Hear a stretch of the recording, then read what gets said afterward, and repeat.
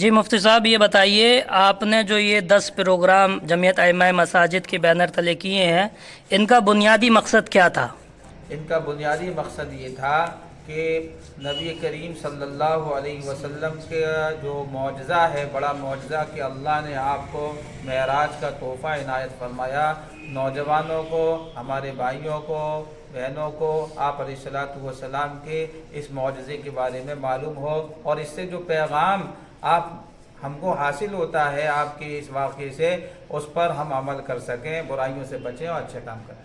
ان programmes کا focus صرف عبادتی پہلو تھا یا سماجی مسائل پر بھی روشنی ڈالی گئی؟ نہیں، بلکہ ان پروگراموں کا مقصد صرف عبادتی نہیں تھا، بلکہ سماج کی ہر برائیوں کے اوپر نظر ڈالی گئی اور لوگوں کو ہر برائی کی طرف بتلایا گیا کہ یہ چیز بری ہے، اس کو چھوڑ دیا جائے۔ عوام کی شرکت کیسی رہی؟ کیا کسی خاص طبقے یا عمر کے افراد نے زیادہ دلچسپی دکھائی؟ اصل میں ہمارے ان پروگرام کا مقصد سبھی کے لیے تھا، بڑی عمر کے ہوں، چھوٹی عمر کے ہوں، نئی عمر کے بچے ہوں، ان تک اصل میں معراج کا اصل واقعہ ان کے سامنے آ جائے، جو اس کی اصل اہمیت ہے وہ ان کے سامنے ہو، اور اس سے ملنے والا سبق ہماری عوام تک پہنچے، یہ میسیج تھا، اور اس میں سبھی نے شرکت کی تقریباً۔ کیا ان پروگرامز کے ذریعے نوجوان نسل کو معراج النبی کی تعلیمات سے قریب کرنے میں کامیابی ملی؟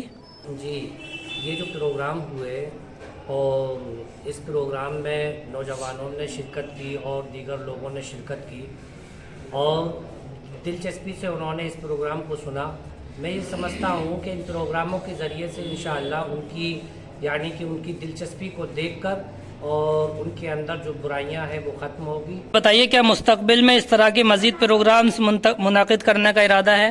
ہمارے مصلیان اور مقتدی حضراتوں کے اندر بہت زیادہ خوشی محسوس ہوئی، اور ان سے گفتگو ہوئی تو ان سے یہ پیغام بھی ملا کہ اس طرح کے پروگرام وقت پر موقع پر ہونا چاہیے، کیونکہ اس سے ہمیں بہت ساری نالج ملی، اور بہت سارے لوگوں نے یہ بھی اظہار کیا کہ ہمیں آج تک اس واقعے کے بارے میں کچھ معلوم نہیں تھا، اور آئندہ اس طرح کے پروگرام کرنے کا ہمارا ارادہ ہے۔ کیا ان پروگرامز کے ذریعے لوگوں کی روحانی تربیت میں اضافہ ہوا؟